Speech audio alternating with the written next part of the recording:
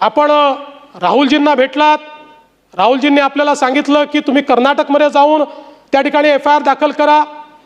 कर्नाटकमध्ये 0 FIR दाखल झाला. नाही ठीक आहे, त्यांनी नसेल सांगितलं, तुम्हाला मनात वाटलं असेल, पण मी तुम्हाला सांगतो,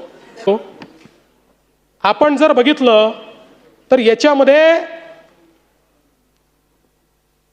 हा जो काही 0 FIR आहे हा घेण्याचा अधिकारच कर्नाटकला नाही आहे.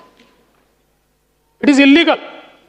याचं कारण 0 FIRच्या संदर्भातला नियम असा आहे की ज्यावेळी विक्टिम FIR करण्याच्या परिस्थितीत नसेल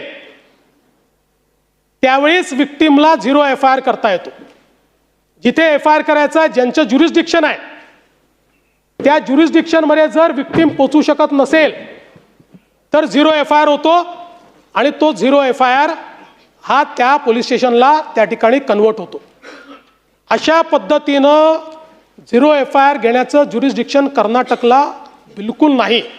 उद्या हे जे काही कर्नाटकने केलं आहे यात काय होणार? उद्या जर हीच पद्धत ठेवली तर आमचे विखे पाटील साहेब मुंबईच्या पोलीस स्टेशनमध्ये कर्नाटकच्या मुख्यमंत्र्याच्या विरुद्ध 0 FIR नोंदवतील. आणि माझ्या दबावापोटी समजा नोंदला गेला, मी आणत नाही दबाव, नोंदला गेला आणि तो 0 FIR म्हणून जाईल. आणि म्हणून याकरता 0 FIR नाही आहे.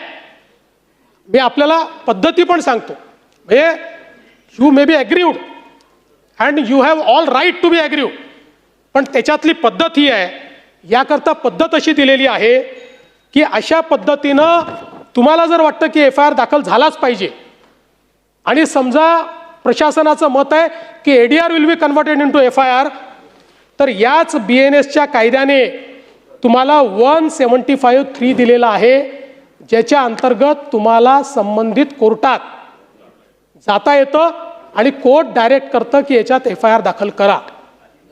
त्यामुळे